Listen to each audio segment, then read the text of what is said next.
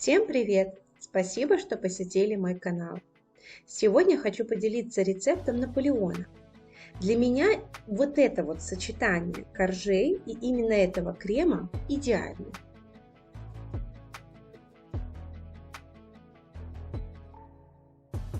Рецепт рассчитан на коржи диаметром 18 сантиметров. В глубокую миску всыпать муку и пол чайной ложки соли. Взять замороженное сливочное масло и натереть его на терке, часто обмакивая его в муку.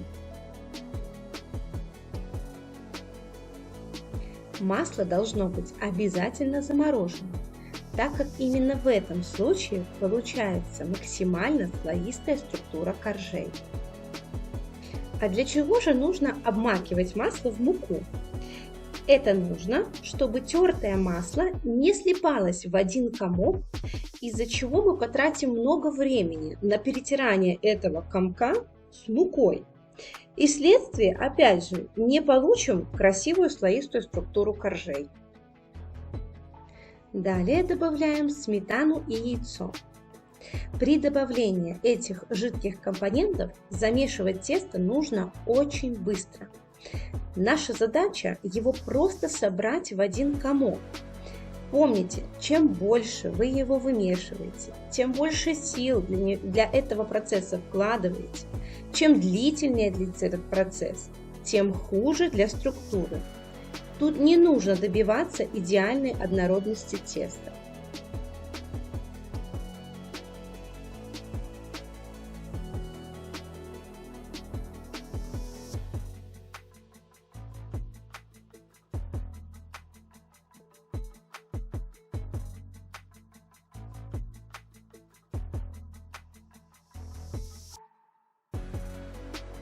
Полученное тесто делим на 9 частей. Слегка скатываем из этих частей кружочки, выкладываем их на доску или тарелку, как вам удобнее. Сверху накрываем пищевой пленкой, стараясь максимально закрыть доступ воздуха к тесту. И оставляем эти кружочки в холодильнике на 1 час.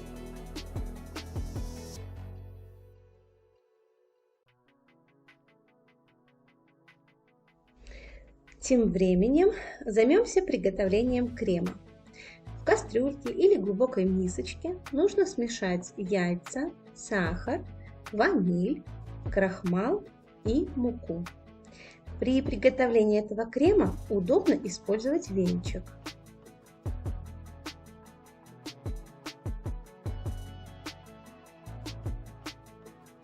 Перемешать эту смесь до однородности.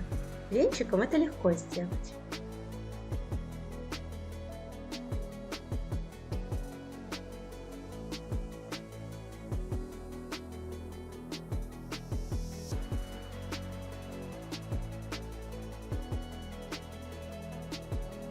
В кастрюльке с толстым дном довести молоко до кипения.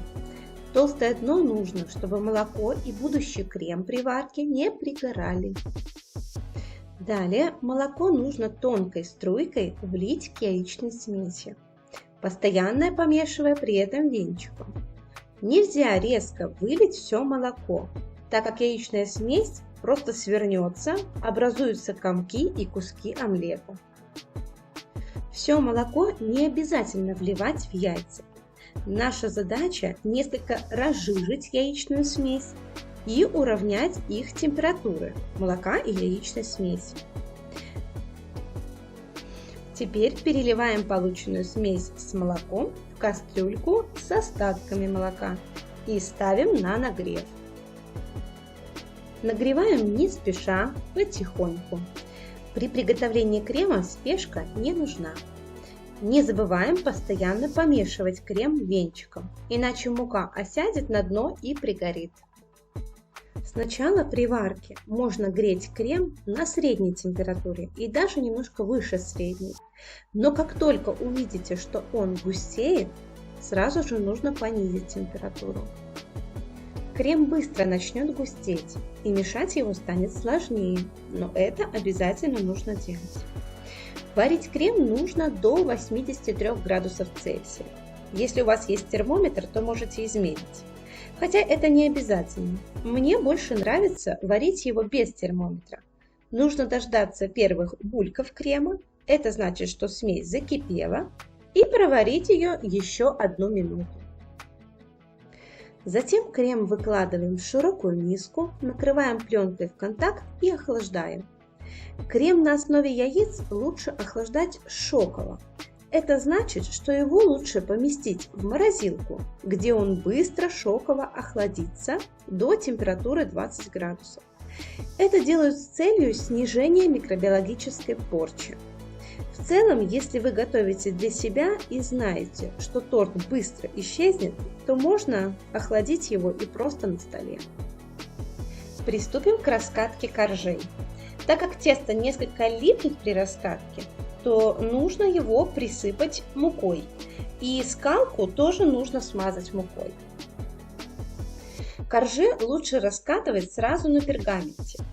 Делаем круг диаметром чуть больше, чем нам нужно. В моем случае мне нужен готовый корж диаметром 18 сантиметров. Значит, я раскатываю до 19 или до 20 даже сантиметров. Заранее нужно найти форму, которой будем вырезать корж. У меня есть металлическое кольцо диаметром 18 сантиметров. Им я и буду вырезать. Но если же такой формы нет, то можно вырезать коржи ножом вокруг тарелки подходящего диаметра или вокруг крышки от кастрюли. Всегда можно что-то найти на кухне. Коржи выпекаем при 200 градусах Цельсия 8 минут до уверенного золотистого цвета. Коржи можно перед выпечкой наколоть вилкой, но мне хочется, чтобы они были более воздушные, поэтому я этого не делаю. Пока корж еще горячий, обрезаем его, формируя нужный диаметр. Но будьте осторожны, коржи сразу после выпечки достаточно хрупкие. Обрезки от коржей нужно все собрать и перетереть, чтобы получилась крошка. Ею будем обсыпать и украшать торт.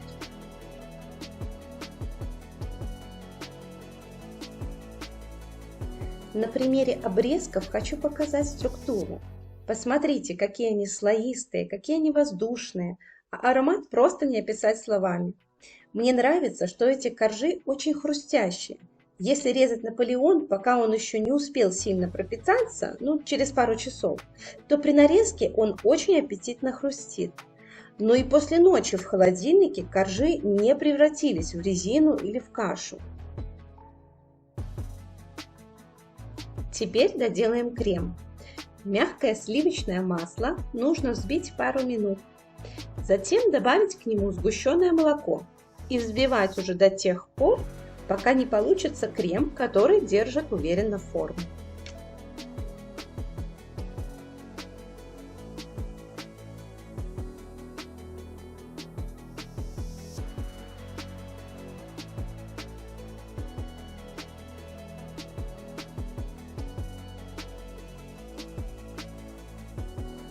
Теперь по 1 ложке добавляем ранее приготовленную остывшую заварную основу. И обратите внимание, что все ингредиенты, и масло, и сгущенка, и заварная основа, должны быть приблизительно одинаковой температуры, чтобы крем не расслоился.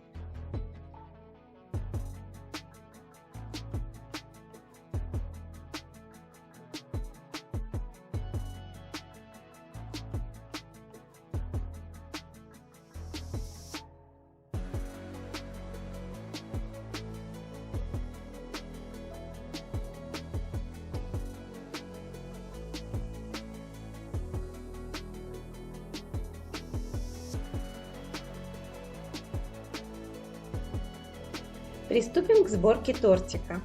Я собирала его просто на тарелочке. На низ кладем немного крема, затем уже кладем корж. На корж 2 столовые ложки крема и следующий корж.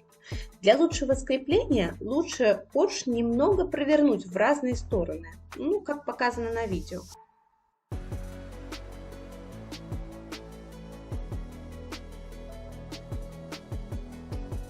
Отмечу, что на нижние коржи я все же положила многовато крема, можно немножко поменьше было.